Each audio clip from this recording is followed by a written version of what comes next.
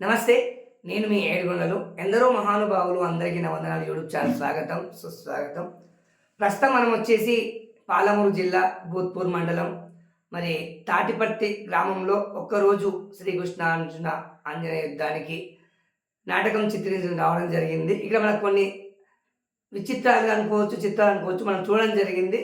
మరి ఇక్కడ తాటిపర్తి గ్రామ సర్పంచ్ గారు మరి కళాకారులకు ఎంతో తోడ్పాటును అందిస్తూ మరి ప్రారంభం నుంచి చివరి వరకు ఉండడం చాలా ఆశ్చర్యకరమైన విషయం అని చెప్పుకోవచ్చు. ఎందుకంటే కొంతమంది అగ్ని దీపం వెలిగించి వెళ్ళిపోతారు, తిరిగి మళ్ళీ ఆట అయిపోయిన తర్వాత మైక్లో వెలిస్తే ఆరాం చేస్తేనే వస్తూ ఉంటారు. సరే, వారి వారి పనులు అలా ఉండొచ్చు, కానీ వీరు అత్యంత శ్రద్ధ పెట్టి ఇక్కడికి వచ్చిన అతిథుల మన్నాలు అందరూ కూడా పొందడం జరిగింది. వారి పేరేంటి, ఇక్కడ వారు మొత్తం కూడా తెలుసుకునే ప్రయత్నం చేద్దాం. జై శ్రీరామ్ అండి. జై శ్రీరామ్. జై శ్రీరామ్. నమస్తే అన్న. మీ పేరేనా? నా పేరు ఎండి ఫసియుద్దీన్. ఓకే. నేను ఇంతకుముందు 2013 నుంచి 18 వరకు జర్నల్లో సర్పంచ్గా గెలుపొందినాను. ఇంతకుముందు కూడా ముందుకు ఇప్పుడు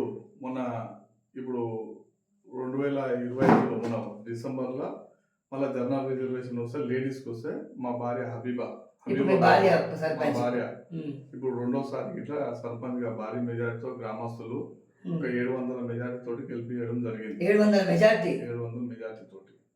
చూడండి అన్న, మీ జన్మనిచ్చిన తల్లిదండ్రుల పేరు ఏంటన్నా? మా నాన్న పేరు మైనుద్దీన్, మా అమ్మ పేరు సుక్రా బేగం. నేను తోబుట్టువులు ఎంతమంది మీరు? మేము ముగ్గురం అన్నదమ్ములు, ఒక చెల్లెలు. మీరు ఎన్నో అది? నేను ఫస్ట్. నేను పెద్దోడిని. మా నాన్న నేను 10వ తరగతి చదివేటప్పుడే చనిపోయాడు. ఓకే. అమ్మవారు ఉన్నారు? అమ్మ ఉన్నారు.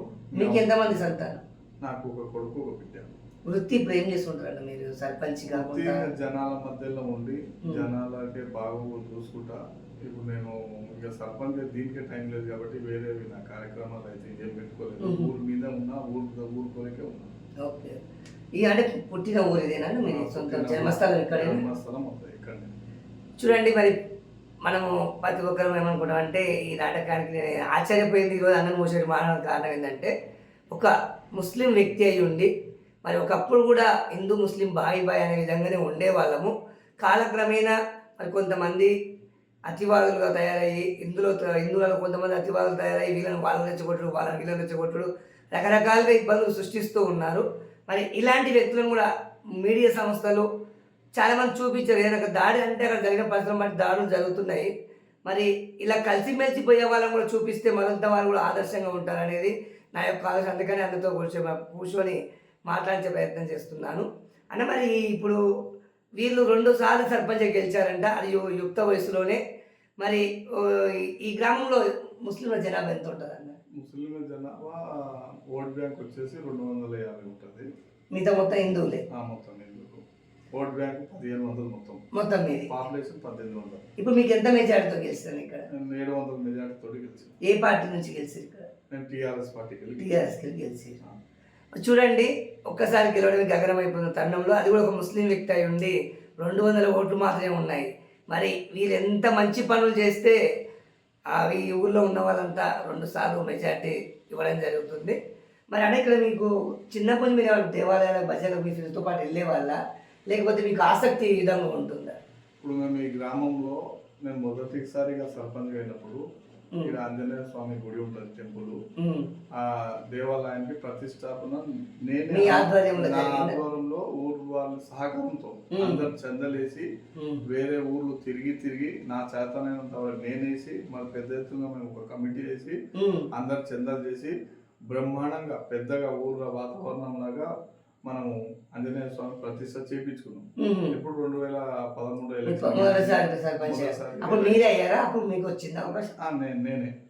ఇప్పుడు మా భార్య లేడీస్ రిజర్వేషన్ వచ్చింది కాబట్టి నాకు ఈ పల్లెటూర్ల వాతావరణం ఎట్లా ఉంటుందంటే అందరం అన్నదమ్ములాగా ఉంటాము. ఈ ఒక హిందూ ముస్లిం అనేది కుల ఫీలింగ్ ఏది ఉండదు.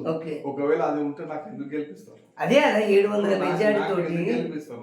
ప్రతి వినాయక చవితి కానీ, లేకపోతే ఈ సంక్రాంతి పండుగ కానీ, దసరా పండుగ కానీ, బోనాల పండుగ కానీ అందరికన్నా ముందు చురుకుగా నేను వాళ్ళకన్నా ముందు ఉంటాను. మీరు వచ్చి అవన్నీ గ్రామంలో ఎవరికైనా అడగవచ్చు, ఏదైనా సరే.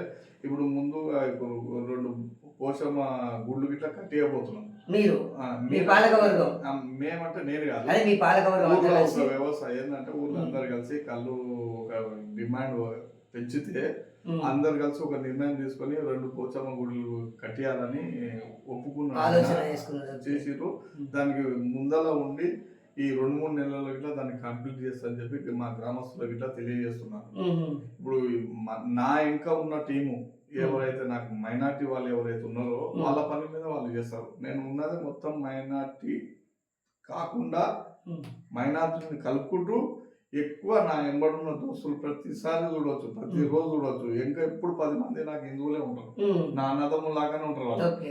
నాకు 2 అన్నదమ్ములు ఉన్నారు, ఏ ఒక్కరోజు ఊర్లో ఉండరు వాళ్ళు చర్చలు ఉంటారు, వాళ్ళ పని వాళ్ళు చేస్తారు. పెళ్లి లేకుండా అందరూ మనం కలిసే ఉంటాం, ఏ రోజు కొట్లాడలేదు, వాళ్ళ పని వాళ్ళు చేసుకుంటారు. ఎప్పుడు నేను ఇప్పుడు ఈ ఆటల విషయంలో కానీ వాళ్ళ విషయంలో ఏ దాంట్లో కానీ మనం ఎప్పుడు ప్రోత్సహిస్తాము. ఈ ఆట కొరకు ప్రత్యేకంగా అనేది ఏం లేదు, వాళ్ళు మనకు అడిగింది కాబట్టి వాళ్ళకి. ఇప్పుడు ఈ కళాకారులు, ఈ టీవీలు, ఇప్పుడు న్యూస్ ఇదంతా వచ్చే వరకు మనకి ఆట రంగం అనేది పడిపోతుంది. ఈ ఆట విషయము, నాటక విషయము ఎన్నో సంవత్సరాలకు ఉన్నాయి. ఇప్పుడు అందరికి బోర్ వస్తుంది, ఎందుకంటే ఇప్పుడు ఉన్న టీవీలు కానీ లేకుంటే న్యూస్ కానీ ఇవన్నీ వస్తాయి. పెద్ద మనుషులు అందరి వేరే వేరే ఊళ్ళో ముసలుళ్ళ వాళ్ళు చనిపోకుండా వచ్చారు. ఈ యువత అనేది దాన్ని మర్చిపోకుండా వస్తున్నారు. మా తాత వాళ్ళు కానీ మా అబ్బాలు కానీ మా మైనార్టీ ఉండి ఇట్లా అంటే మా ఇంట్లో కాకుండా మైనార్టీ వాళ్ళు మా ఊర్లో ఈ ఏషాలు కట్టిన వాళ్ళు ఏషాలు కట్టారు. ఇట్లా మా పాత్ర తీసుకొని ఏషాలు కట్టారు, జనాలకు ఎంతో మెప్పించారు. మేము అదే కంటిన్యూ చేస్తూ మా గ్రామంలో పడిపోకుండా మా గ్రామంలో ఇట్లా ఇంకా పాత్రదారులు ఉంటారు. ఇంతకుముందు మొన్ననే ఇళ్ళమా వేషం వేసారు. ఇప్పుడు మనకు ఇప్పుడు శ్రీకృష్ణ ఆంజనేయ స్వామి యుద్ధం చేసారు. మళ్ళీ ఒక వారం 15 రోజులు అయినాక మళ్ళీ బ్రహ్మం గారి ఆట ఆడతారు. మా చాతనంత వరకు అందరు కలిసిపోతుంటాం. మనం డబ్బులు అనేది కానీ అన్ని అన్నదమ్ములలాగా మనం కలిసిపోవటం. ఎప్పుడు ఊరి పేరు కానీ మా గ్రామస్తులు ఉన్న జనాలు ఎప్పుడు నాకు ఆదరిస్తారు. నేను నా ఊరికి కానీ నా హిందూ సోదరులకు నేను ఏం చేసినా తక్కువని అని చెప్పి మరొకసారి మీ ద్వారా నా గ్రామస్తులకు తెలియజేస్తున్నాను. ఒకటి అన్న, మీరు అన్నట్టు ఇందాక హిందూ ముస్లింలు అంతా కలిసి భజనలు చేసుకునే వాళ్ళం, ఆడుకునే వాళ్ళం, పాడుకునే వాళ్ళం. ఈ మధ్య ముస్లింల పైన తీవ్రమైన వ్యతిరేకత మనం పేపర్లలో, సోషల్ మీడియాలో చూస్తూ ఉన్నాం. దీన్ని ఇట్లా కావడానికి కారణం ఏమై ఉందంటారు మీరు? మీకు తెలిసే కాదు, మీరు కూడా చర్చించుకుంటారు కదా. ఎట్లుంటదంటే ఎక్కడనో ఒక తోటి సరే అందరూ మంచి వాళ్ళు ఉంటారని నేను అంటలేను. అయితే హిందువులు ఉండొచ్చు, ముస్లింలు ఉండొచ్చు. కొంతమంది హిందువులు ఇట్లా కావాలని బురకలు వేసుకొని దానికి యుద్ధ పరిమితంగా చేసి మైనార్టీకి హిందువులకు దూరం చేయాలి అని చెప్పి ఒక బీజేపీ మతతత్వం ద్వారా ఏదో ఒక పార్టీ ద్వారా ఆడాడకొద్ది అల్లకలం చేస్తుంది. కానీ పల్లెటూళ్ళ వాతావరణం మాత్రం హిందూ ముస్లిం ఎప్పుడు భయం లాగానే అన్నదమ్ములాగానే కలిసిపోయి ఉంటారు. ఒక రాముడు, ఓ లక్ష్మణుడు, ఒక అల్లా ఇట్లను మనం ఎప్పుడు అన్నదమ్ములు ఆ విధంగా కలిసి ఉంటాము. ఈ పల్లెటూళ్ళలో ఈ వాతావరణం కొన్ని వందల సంవత్సరాలు ఇట్లా ఉంటాం. ఇప్పుడు పల్లెటూళ్ళలో కూడా వాతావరణం చేయబట్టే దిశకు చేరుకుంది. పల్లెటూళ్ళలో కూడా ముస్లింలను చూస్తే కూడా అదే వాడిగా వీడి ఇది దగ్గర మేము తిరిగి చూస్తున్నాం కదా. నాకు ఒక రకమైన బాధ ఏమనిపిస్తుంది అంటే, నా సొంత అభిప్రాయం ఏంటంటే, మంచి చేసేవాళ్ళని చూపించే ప్రయత్నం చేయట్లేదు మీడియా సంస్థలు కూడా. సోషల్ మీడియా అయితేనేమి ఏదైనా సరే. నేను చాలా మంది నేను తిరిగి చూస్తున్నాను, చాలా మంది ముస్లిం నేను దగ్గర కూడా చూస్తున్నాను. కొంతమంది పొలాలు కూడా హిందువులకు ఉచిత నేను చూశాను. కౌలు పొలం కూడా హైదరాబాద్ ఒక ముస్లిం అతను నేర్పరిచా అంటే నేను చూశాను. ఒక ఊర్లో పొలం కొన్నప్పటి నుంచి ఒక హిందూ అతనికి ఇచ్చేసిపోయింది, అంతే. రూపాయి డబ్బులు తీసుకోలేదు. ఇలాంటి వాళ్ళని ఎందుకు ఫోకస్ చేయలేకపోతుంది మీడియా సంస్థలు అయితేనే, సోషల్ మీడియా సంస్థలు అయితేనే? ఇప్పుడు మీడియా సంస్థలు ఎట్లంటే, ఇప్పుడు అందరు 10 మంది 10 రకాలు వెళ్తే ఒకరిద్దరు చూపించాలంటే భయపడుతున్నారు.